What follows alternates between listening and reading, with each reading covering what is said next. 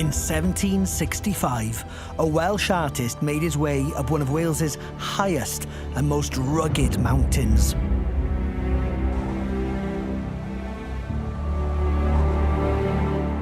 He was on his way to do something no painter had ever thought to attempt. The artist's name was Richard Wilson, and he revolutionised art not just in Wales, but the whole of Britain.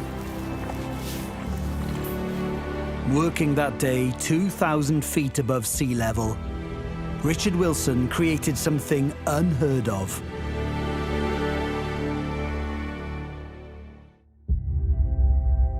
A picture whose sole focus wasn't a man, a woman, or even a god, but a mountain. It was a painting that would change art forever. I'm Huw Stephens, a radio presenter from Cardiff. I grew up in Wales, surrounded by the music, literature, and language that the country is famous for. But one thing we've not tended to shout about in Wales is our art. Oh, wow, look at that. In fact, Welsh art has long been a missing piece in the cultural history of both Wales and Britain in general. Now I'm going on a journey to discover for myself the untold story of Welsh art. In this programme, as the 18th century dawns, Wales itself becomes the inspiration for artists. Oh, and here we are, in Caernarfon. Soon, though, the very nature of Wales will be utterly transformed. The story of how painters first showed Wales to the world is full of stunning and sometimes startling images. It's the tale of a country at the cutting edge of British and European art.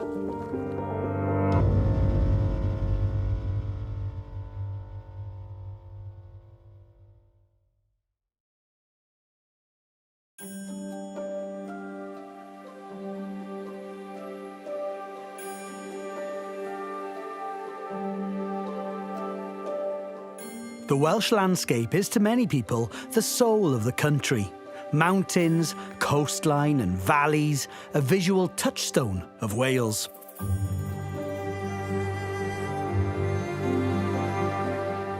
For artists, it's long been irresistible.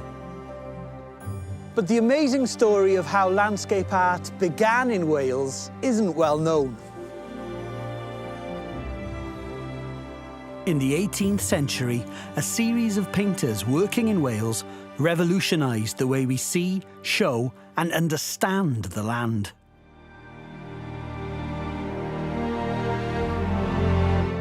They were world pioneers, reinventing art on an international level. One man led the way. He became known as the father of British landscape art, a hero to later painters like Turner and Constable. He was Welsh, and in terms of art, he put Wales on the map. He's not just a national genius, easily the greatest Welsh artist of all time.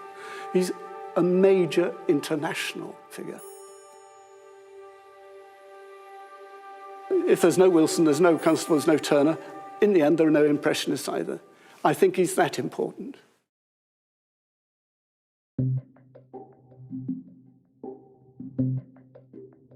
Richard Wilson was born in 1713 in the hamlet of Penry, just outside Machynlleth in mid-Wales. His father was the local rector. This isn't mountain country, but it's not far off. It's really the low, rolling edge of Snowdonia. A young Richard Wilson would have been able to see Cadair Idris from here, one of Wales's most fabled mountains, and one that he would go on to immortalise in his art. In the early 18th century, though, the Welsh landscape was a problem for a budding artist. The wild, rugged mountains that are now so admired were regarded as chaotic the remnants of Noah's flood, God's rubbish tip.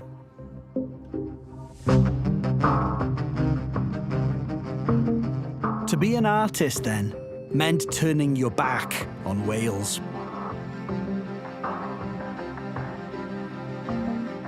Richard Wilson trained in London, where he became a classy portrait painter.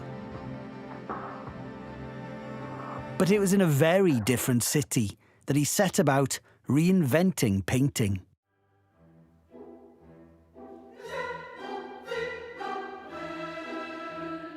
Rome, in the mid-18th century, was the undisputed capital of European art. The most prized genre of all was known as the grand manner. Continental masters like Claude combined mythological figures and imaginary, idealized settings in a style of art that simply didn't exist in Britain. Now, Richard Wilson put his mind to mastering it. Wilson was out and about straight away, drinking it all in. And in these sketches, you have trees and leaves, tiny details of nature. You have people as well, friars, perhaps having a gossip in the midday sun. You have fishermen, these ones casting their nets. And what's obvious straight away is Wilson's remarkable eye for a striking scene, almost like that of a photographer. Before long, Richard Wilson was constructing masterful, idealised landscapes in the grand manner. By the time he returned to London, he was the most celebrated British artist of his day.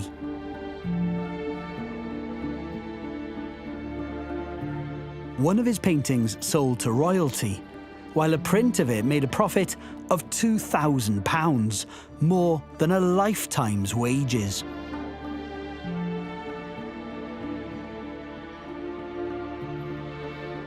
Wilson became a founding member of the prestigious Royal Academy of Arts.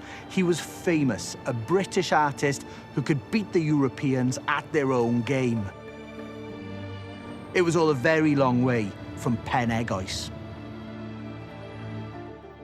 But what of Wales? At first glance, the moody, rugged landscape of Wilson's home country didn't really suit the idealised harmony of his paintings. The weather was pretty different, for a start. Oh, and here we are, in Caernarfon. At the age of 50, though, Richard Wilson set his sights on Wales, and a combination of beauty and truth never dreamt of in the grand manner. Robin, this looks like such a beautiful setting. What was Wilson doing here that was so different and so good? I think it was the marriage of the topographical and the ideal landscape. There were really only two ways to paint the countryside. One was topographical. You got all the details just right, almost with a measuring rule. And the other, for the fine artist, was supposed to be a fictional ideal landscape. Well, Wilson stuck the two things together and created a kind of landscape that is true to nature and yet wonderfully evocative and suggestive of an ideal landscape. When you first see the picture, you might mistake it for a view in Italy. But then, because it's Wilson, it's a particular place, and it's in Wales. There is Tydfil to the right, now built over, of course, but in the correct position. There is the castle in precisely the right place, with the western light striking the tower, as it would. So this wonderful, apparently idealistic view is in fact a particular location, but painted in the most evocative way.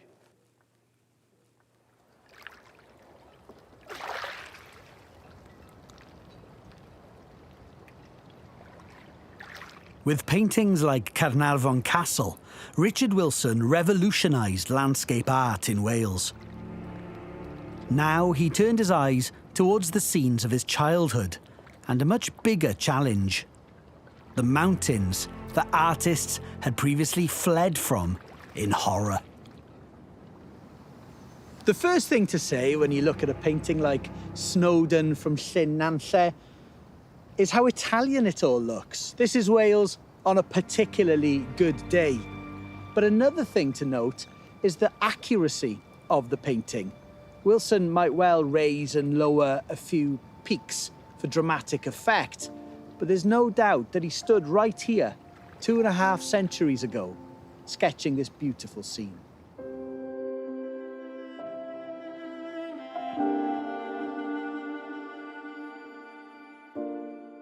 It really is very striking indeed. It's one of his most impressive paintings. You feel this can't be true. It's so dramatic, it's so striking. The contours of the mountains, the drama of these shapes. This dramatic reflection of the sky in the lake below. So that the shapes themselves are almost abstracted beauty. When he exhibited these wonderful pictures in London, everybody was completely stunned. They thought, Wales, oh. They realized that, hey, this could be beautiful. Mountains could be beautiful.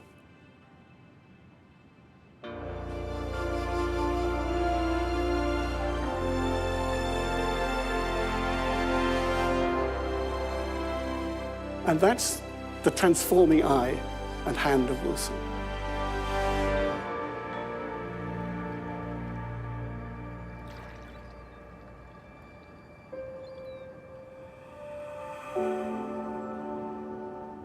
When I first started looking at Richard Wilson's paintings, I found it all quite difficult to come to terms with. To the untrained eye, it was pretty and, I guess, typical of beautiful landscape paintings of the time. But the more I've learnt about him and what he was saying, not least about Wales, I found it fascinating. And it strikes me that he's possibly a neglected Welsh hero and somebody that we should all know more about. Richard Wilson's paintings helped draw the map of some of Wales's most celebrated scenery. Soon, though, one of his pupils would move landscape art into completely new territory, simply by painting what was right outside his window.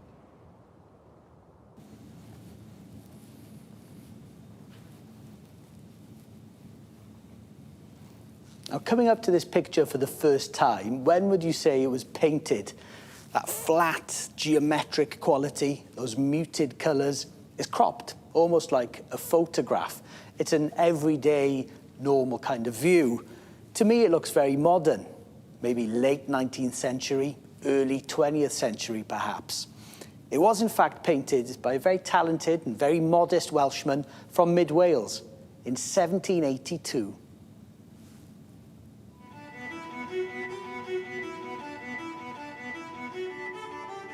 The artist's name was Thomas Jones, and until relatively recently, his groundbreaking art was completely unknown.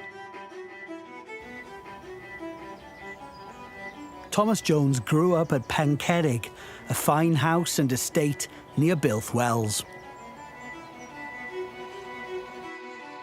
At the age of 18, his artistic flair took him to London, the pupil of a famous fellow countryman, Richard Wilson.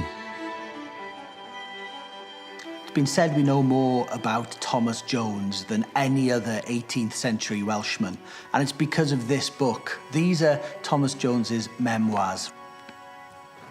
There's some lovely detail about the escapades he and his fellow apprentices got up to in Richard Wilson's studio.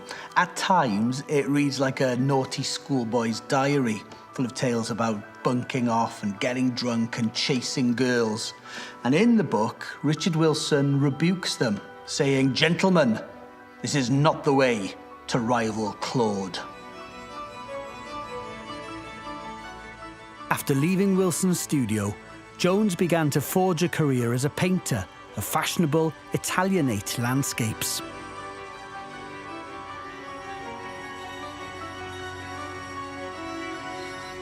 But it was what he painted for himself on trips back to the family home that now seem like his first truly expressive works. So, Peter, this was the landscape that Thomas Jones knew so well and painted. He did. And this picture is this view. You know, you can see almost the view from the house that he's capturing here of the Cathedral-like hills and the little white farm.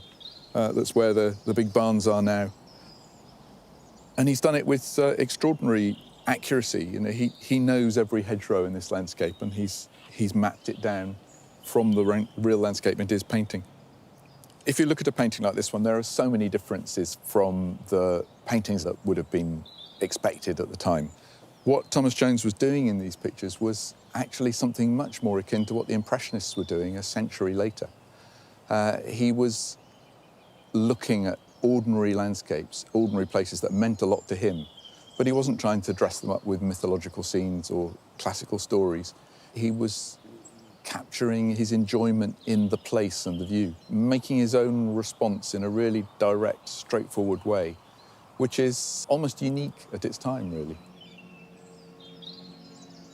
One of his paintings of an autumnal landscape here at Penry really captures for me such beauty in the landscape that it's really hard not to love the painting.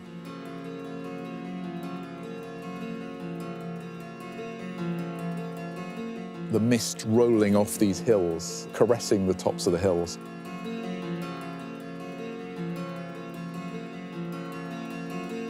And yet over on the right-hand side, the flashes of sun on the fields down below.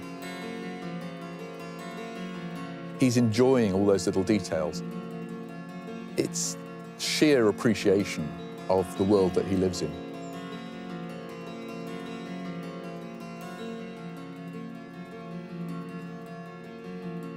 I think, you know, he loves this place as much as he loves members of his family.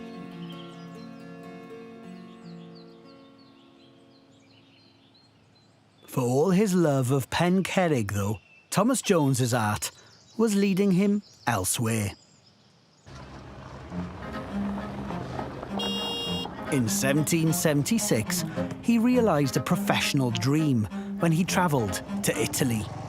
Struggling to make money in Rome, he headed south for Naples. There were plenty of grand vistas to be had in the city, but for his inspiration, Thomas Jones just looked out of his window. Though he couldn't know it, these were the paintings that would eventually earn him a place in art history. So, Mary, what are we looking at here? We're looking at a very ordinary urban scene in Naples. We're seeing a building as plain and simple as that, a building with a door and windows and some open shutters.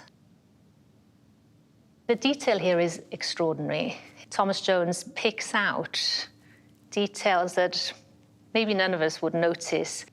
The holes in the plaster, I think these may be holes where scaffolding were placed when the building was built. He hones in particularly on these wood-panelled shutters, and we get the sense of that very strong sunlight falling across the building. There's this sense of realism. It's almost as if he discovered that there was beauty to be found in ordinary scenes, that landscapes didn't have to be the perfect, idealised views that were so popular and fashionable at the time. It looks almost modernist, this painting. It certainly does. It wouldn't be out of place on Instagram, this kind of thing, a cropped view, looking at urban scenes that don't often get looked at or depicted. Not just that, but the composition. It seems informal, it seems spontaneous, but the more you look at it, the more you see that it's a very, very studied composition, the balance of rectangles, almost like a Mondrian.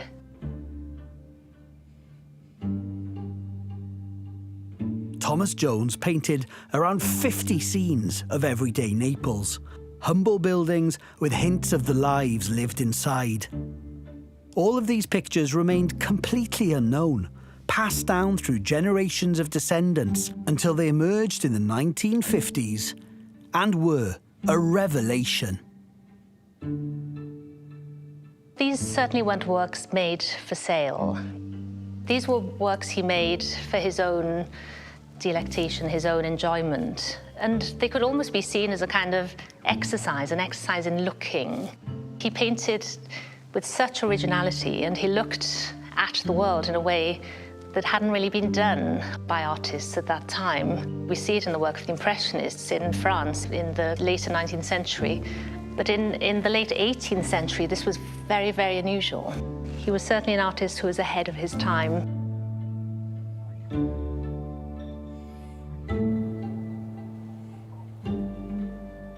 At the age of 45, Thomas Jones unexpectedly inherited Pencerrig and made it his family home. He devoted himself to managing the estate, giving up painting, although not entirely.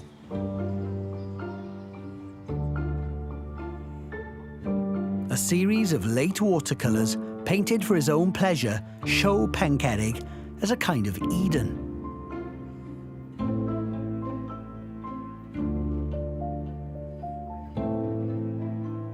And in each one, a small figure, some say Thomas Jones himself.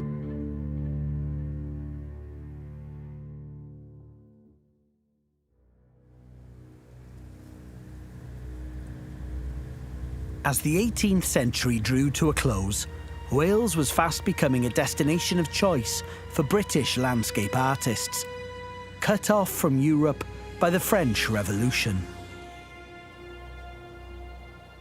But perhaps what to us today is the essence of that landscape hadn't yet made an appearance in art. Richard Wilson painted a harmonious Wales, Thomas Jones a domestic Wales.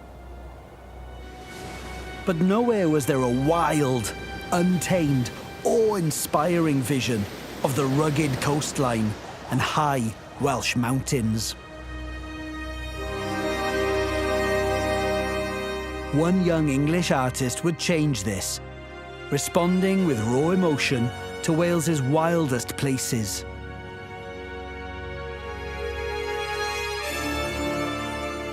It's a visual ideal of Wales that resonates to this day.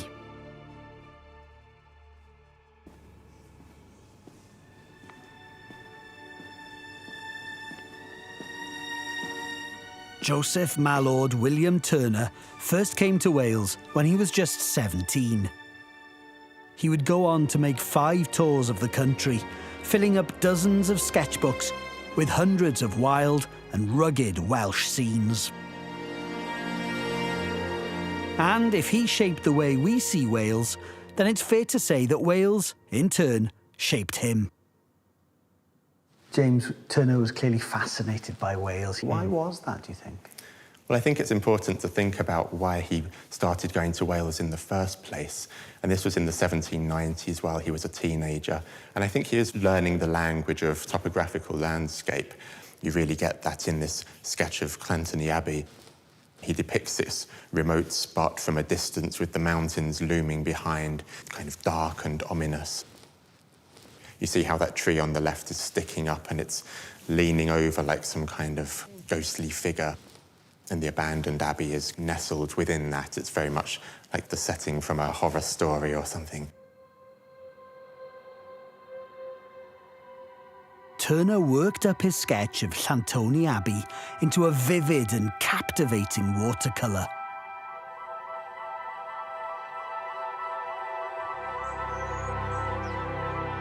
You can still visit the site on the Welsh borders today, but if you do, you might be a little surprised at what you find. When you come here to Llantony Priory and compare the ruins to what Turner painted, you can see most of it is here. You've got the tower and the arches. You've got the squat building to the side and the smaller buildings surrounding it as well. But you can also tell pretty much straight away, possibly, that Turner's main priority wasn't accuracy. The painting transforms the gentle hills around the priory into towering mountains. A babbling stream into a raging torrent. And as for the ghostly tree, it probably never really existed. Where previous artists had looked to tame the Welsh landscape, Turner wanted it raw and wild. It was sensation, not scenery, that drove him. Feelings of awe, wonder, and terror.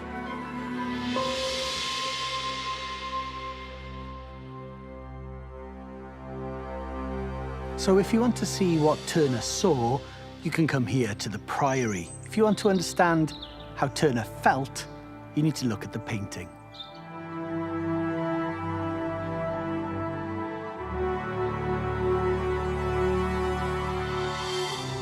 Turner continued to paint Wales for the rest of his life. He introduced scenes from Welsh history and legend into his untamed landscapes, deepening their resonance. But for all that pivotal human events play out in his work, always they are dwarfed by the awe-inspiring scale and majesty of nature.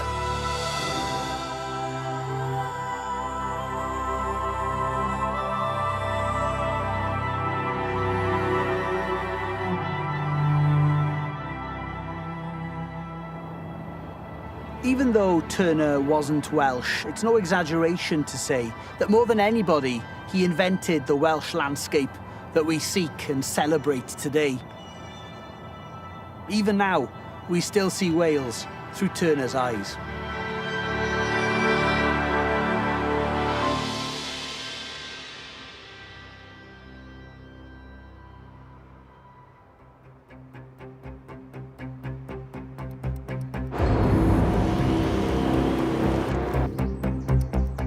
Two centuries ago, though, the Wales that Turner knew was changing fast. Soon, unspoilt landscapes and romantic ruins would seem a world away from the lives most Welsh men and women were living.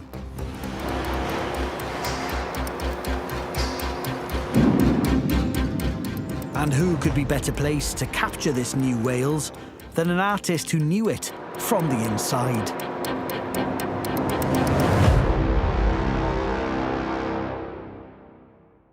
Penry Williams was born in 1802 in a town like no other. Merthyr Tydfil was the iron capital of the world, dirty, crowded and dynamic. 24 hours a day, the ironworks thundered. At just 14 years of age, Penry witnessed and painted the Merthyr riots, a workers' uprising put down by the British Army.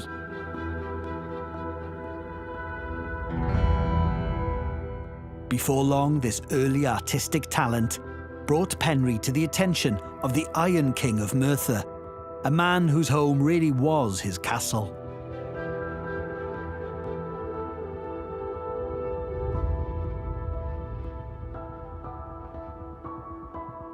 William Crauchete was one of Wales's richest industrialists. But money alone wasn't enough for him. He wanted to show the world the beauty of industry. And here, Penry Williams could help. This is an original Penry Williams watercolour, and it's a lovely piece of art. It's an interior view of the Cyfarthfa Ironworks. The ceiling looking almost cathedral-like. You've got the workers toiling away, dramatically lit by the fire. And watching over all of this, benignly possibly, is not God, but William Crauchete, represented by his home, Cyfarthfa Castle. It's a far cry from those Merthyr riots that Penry Williams began by depicting.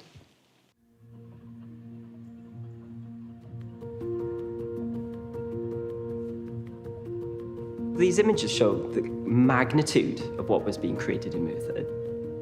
These are not just large buildings by modern-day standards.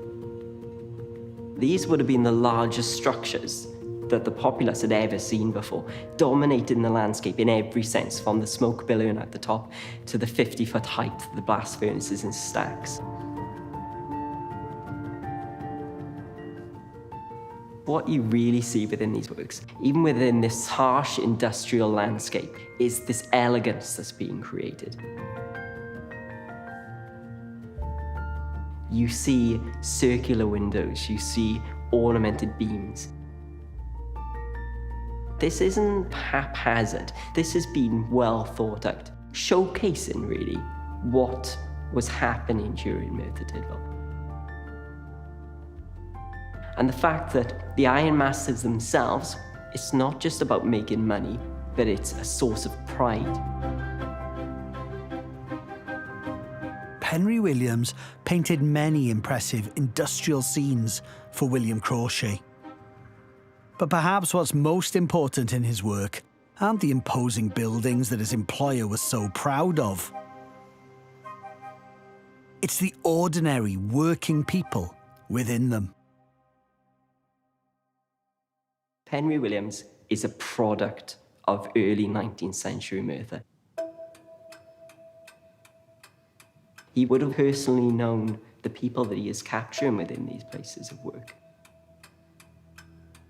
Tucked away in the corners of Penry's works are accurate descriptions of the scenes that he would have witnessed.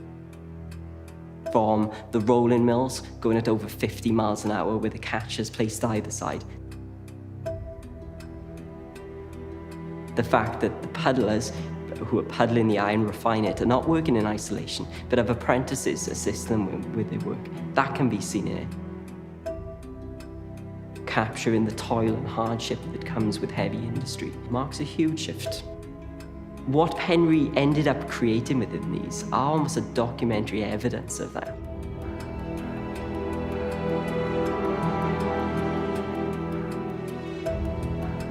Industrial workers had become visible in art, and not just in South Wales.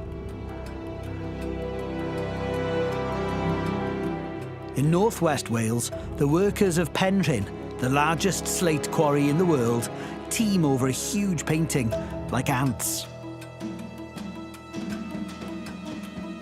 Art and industry had become unlikely bedfellows.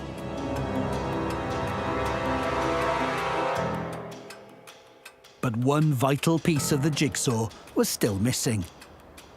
The workers shown in industrial art remained anonymous, defined by their jobs, not their unique characters. That would change with an artistic project that was a first in all of Britain.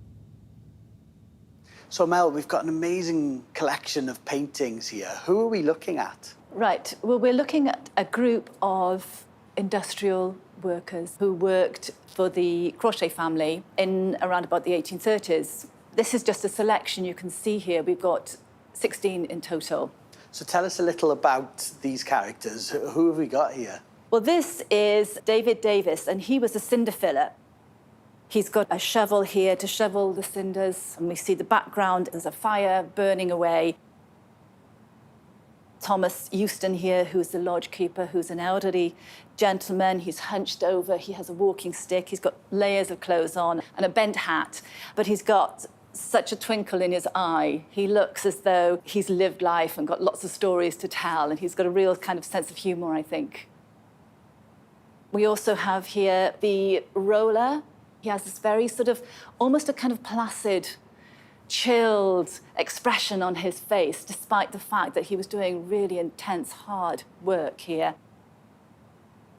They're all painted by William Jones Chapman in quite a naive style, quite an informal style, which actually I think lends a certain amount of authenticity to the workers. These are definitely people, individuals in their own right, in their own identity. So do we know why these paintings were made? Who commissioned these beautiful portraits? These were commissioned by Francis Crawshay, who was third generation of the Crawshay family who owned the Cyfarthfa Ironworks in Merthyr Tydfil. Francis himself was an eccentric. He was fascinated with things such as the occult and Druidism, and he refused to live in the big family house. And he moved to a really small cottage just north of the works in Hirwaun. He learnt Welsh, and he developed a really sort of good relationship with his workers, and this was reciprocated. The workers called him Mr. Frank. These people that he's recorded here in these paintings, they were personally known to him, and maybe some of them were even friends.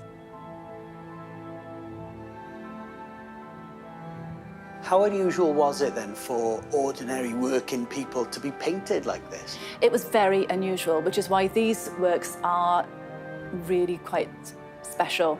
As far as we know, they're the only ones that identify individual workers. In the whole of Britain?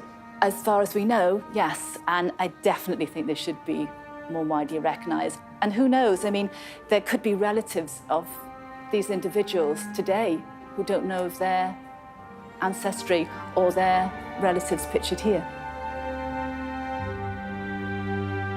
Welsh workers now sat alongside the Welsh gentry as fitting subjects for art.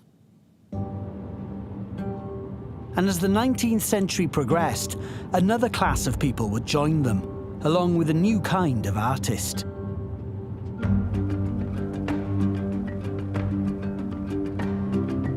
What's extraordinary is that until very recently, these artists and their subjects had been completely written out of Welsh art history. 200 years ago, Welsh roads were pretty rotten. They were muddy in winter, dusty in summer, and full of holes all year round. But despite this, these roads would have been bustling with their very own distinctive crew. The travellers came in all shapes and sizes and in all levels of respectability. There were preachers and knife grinders, booksellers and con men, and travelling with the tools of the trade on his back, and normally pretty heavy tools, was the travelling artist. Dozens of painters crisscrossed Wales in the early to mid-19th century. Artisans or self-taught jobbing artists. One of the first, and one of the very best, was Huw Hughes. Born into a farming family, even his earliest work stands out. One of the most impressive portraits of that, in that early style of Huw Hughes, that very simple style, while he's basically still learning how to do it, is his portrait of Hugh Griffith, who's a tenant farmer in Penllyn, with two of his children sitting on his knee.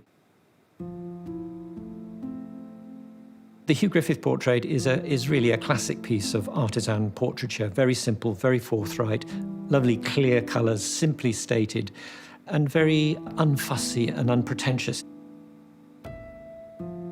It's a lovely piece of work. It's not very big, it's only about this big. And crucially, it's signed. It has H. Hughes on the bottom, 1813. So it's a picture which enables us to fix where Huw Hughes had arrived in terms of the development of his style in that period. There's a directness and an honesty and a simplicity about Hughes's work in this period, and it's very consistent with his religious views and with his sense of how one related to another person, simply, directly, honestly. I think those two things come together.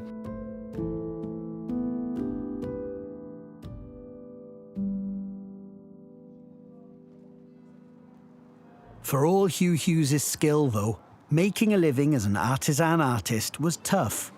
Finding customers with the money to commission art meant a life spent on the road.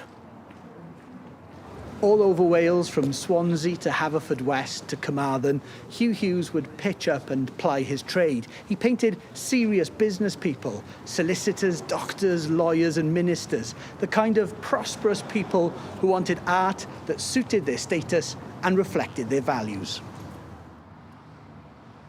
And it's a group portrait of just this kind that's considered Huw Hughes' masterpiece.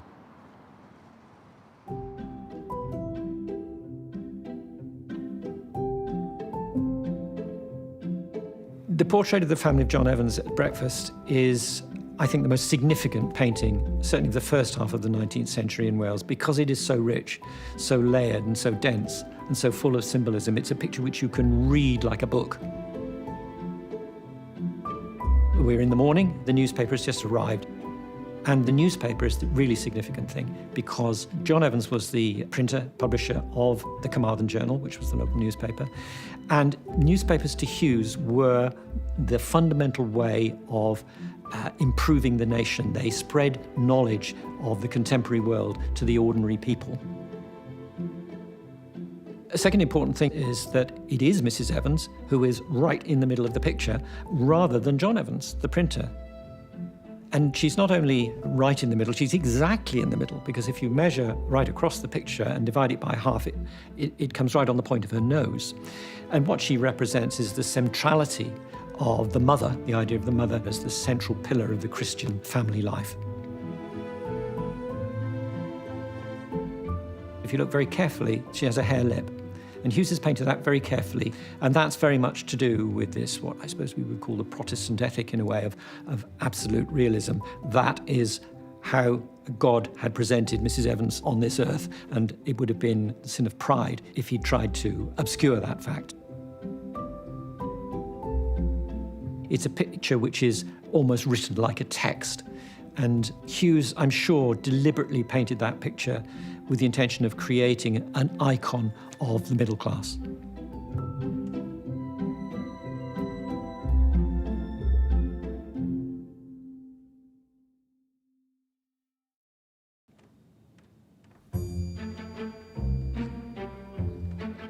If Huw Hughes had a serious rival, that person was perhaps the artist William Roos. He was a whole generation younger than Hughes, and like him, the son of a farming family. William Roos taught himself to paint, but a series of self-funded lessons in London helped to give his work a distinctive, polished look.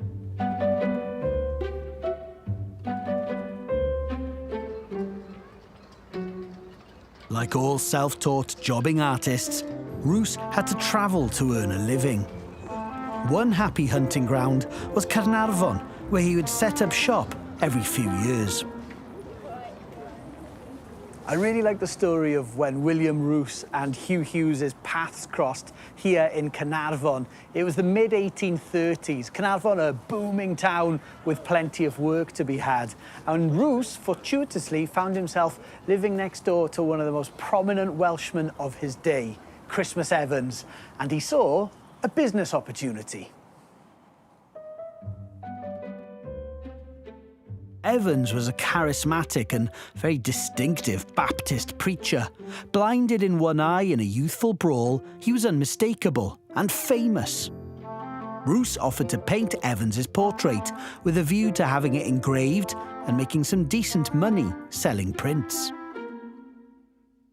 But Huw Hughes was also in town and, much to Roos's horror, beat him to it, meaning that it was Hughes's engraving of Christmas Evans that got onto the market and into thousands of Welsh homes first.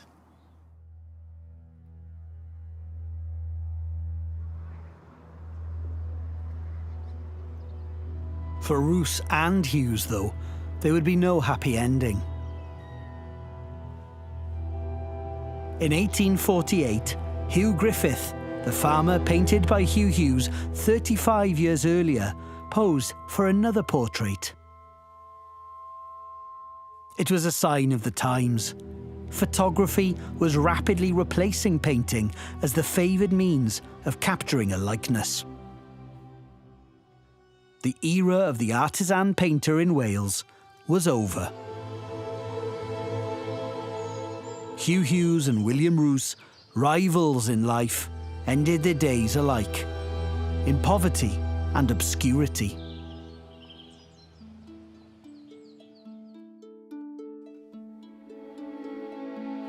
Until recently, Welsh artisan artists weren't considered worthy of attention.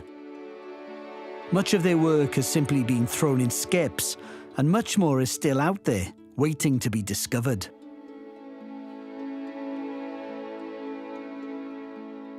Now, though, the mood has shifted. Books are published on them, their works are collected, and entire exhibitions are dedicated to them. to dismiss the artisans as not as good as famous English or European painters would be to do Wales a disservice, as well as missing out on a lot of very special art.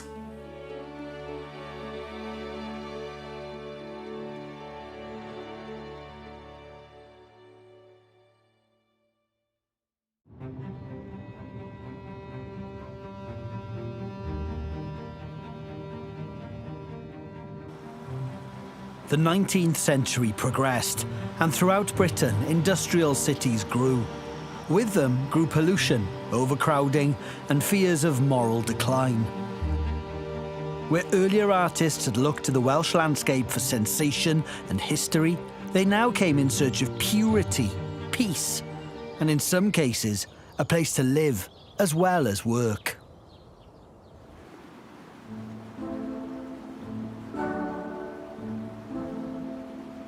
Betws y Coed in the 1840s was what it had been for centuries, a small, picturesque village in the Conwy Valley, with a population of around 100.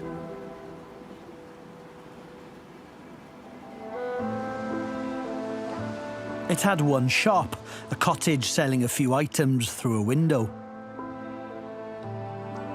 and a small inn, the Royal Oak. Soon, though, a man would arrive who would transform the village and inadvertently found Britain's and Europe's first artists' colony, David Cox. Cox was a celebrated landscape painter from Birmingham, ranked second only to Turner. He first came across Betws y Coed when he illustrated a guidebook to North Wales and fell in love with the village's remote, scenic beauty. Soon, he was spending his summers here, painting and sketching.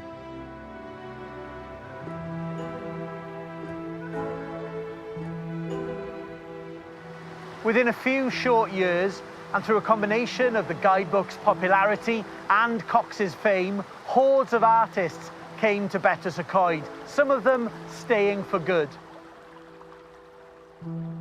The artists poured in not just from England, but from France, Norway and Hungary. The little village pub had to be enlarged to cope, and was soon a babel of languages and accents. But it was another, much quieter Betws y Coed building that would become an artistic icon. St Michael's was a simple country church, old, crooked and unspectacular. In the hands of David Cox, though, this became the most famous churchyard in all of Europe.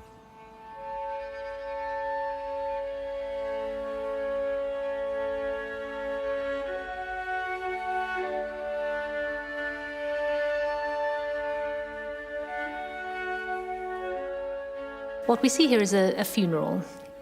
We see a procession of local people following the coffin to the village church.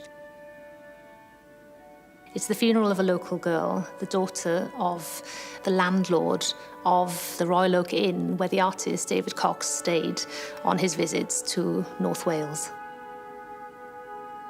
We see the local people very much at one with their environment, almost embraced by the landscape around them. And the landscape speaks volumes too. The grey, cloudy, sombre sky reflects the kind of sentiment, the very funereal, sad sentiment of the painting. Betws y Coed was a very popular destination for artists. They came to North Wales and found something that was, on the one hand, familiar, but on the other hand, there was something very unfamiliar, very other, the sense of being in a different country. The language spoken in Betws y Coed was, as it is still now, Welsh. So these artists could see a different culture, a different way of living. And what struck David Cox, I think, was the sense of piety of the local community, of a village coming together to mourn the loss of a local girl. The Welsh funeral became the defining image of Wales in Victorian art. David Cox painted at least 6 versions of it. and there were countless prints and engravings. Even the future Prime Minister, William Gladstone, had a Bettws-y-Coed funeral scene hanging in his home.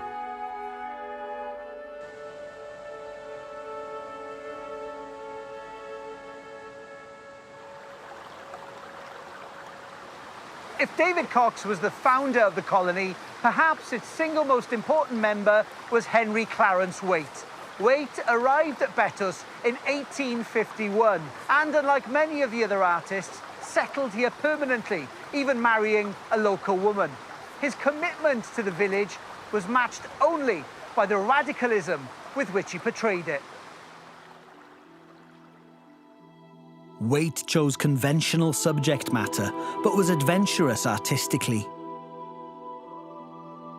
He would sketch out of doors in all weathers, capturing working people and changing light in vivid detail. On one occasion, he even brought a sheep back to his room at the local inn, the better to sketch it. Before long, Waite would draw on his studies to create an unforgettable work. One that placed ordinary rural people in a vast and overwhelming mountain landscape.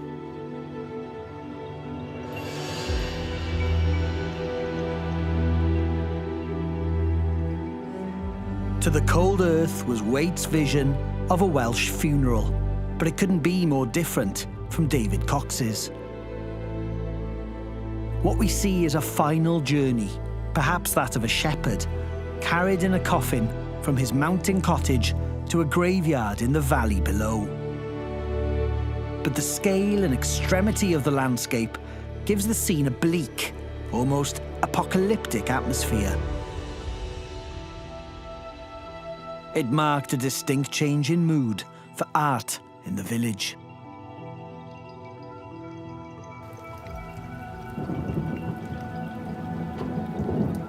By now, the colony at Bettws-y-Coed was becoming a victim of its own success. More and more artists and tourists were arriving, and not always attractive specimens, according to one older painter. Clarence Waite retreated a few miles outside the village to continue his work uninterrupted. Slowly, the idea for a groundbreaking painting took shape, but realizing it would mean working in an unprecedented way. It was called The Rainbow, and it was to be his masterpiece, one of the great Welsh landscape paintings. Today, the piece is in the stores of Nottingham City Museums. I've had special permission to see it in the company of Waite expert Nicholas Alfrey. The rainbow's been called an overlooked masterpiece. Why is that? Yes, this is an ambitious and complex and sort of virtuoso painting. I mean, it's a grand panoramic landscape which has tremendous depth. You can see for miles. And I think one of the reasons why it's proper to describe as a groundbreaking picture is that, astonishing though it might seem for its sheer size, this was actually painted in the mountains. So he constructed some kind of temporary studio up the hillside above Capel Cerrig. He says, I stayed there all winter in order to get the detail of the spring foliage. So this is a painting that is not an easy way to make a painting. It's one of the most intriguing episodes in the history of landscape painting, I think. What's special about the technique that Waite used to paint this picture? Waite was a master in both oil painting and watercolour. He could move effortlessly between the two mediums. What's interesting about this is that he uses something of the technique that a watercolourist would bring. That is to say, he uses paint transparently. And you can see that in the way, the rainbow passes across this wooded slope. That's a tour de force of, transparent technique. But he also would build up layers, which you could only do in oil paint. This use of tiny brushes and a mesh of pure colour strokes combined, when you step back, combined to create an effect of tremendous atmospheric richness. The rainbow, of course, is a fleeting moment. It's a transient effect. But through it, we see what you might call deep time. They've got a different time scale altogether. Waite is interested in how a landscape was formed, how rock is sculpted by ice. That's the real time scale of this painting. It's sort of geological time, far beyond our imagination.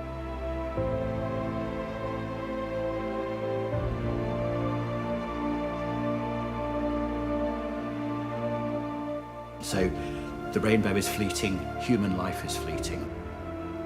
The history of the earth is still unfolding. I think that's what we have here.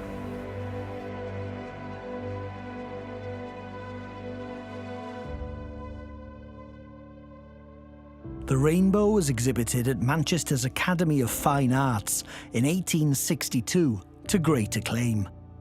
The Manchester Guardian wrote, "Nothing can exceed the beauty."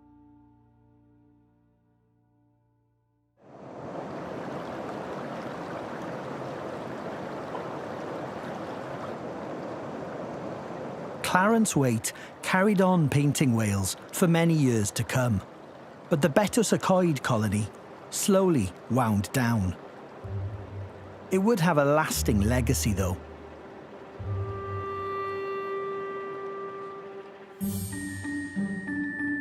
In 1881, the first major Welsh arts institution, the Cambrian Academy, was founded by artists linked to the Betws colony. Its aim, to further develop arts in the Principality. Soon it attained royal approval and a home at Plas Mawr, this grand Elizabethan house in Conwy. Welsh art had officially come of age. In 2 centuries, art in Wales had been transformed. The landscape had gone from being an object of horror to something that was not only beautiful, but awe-inspiring. Welsh people had stopped being ornamental extras in paintings to become the subject of art, portrayed in all their individuality and variety. A sense of timeless order was tempered with a portrayal of sudden and convulsive change.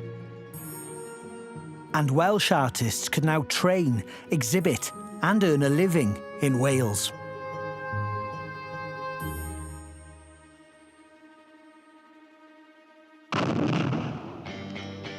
But the pace of change was only growing. In the 20th century, Welsh art would have to grapple with competing and often divisive ideas of what a modern Wales and its art should be.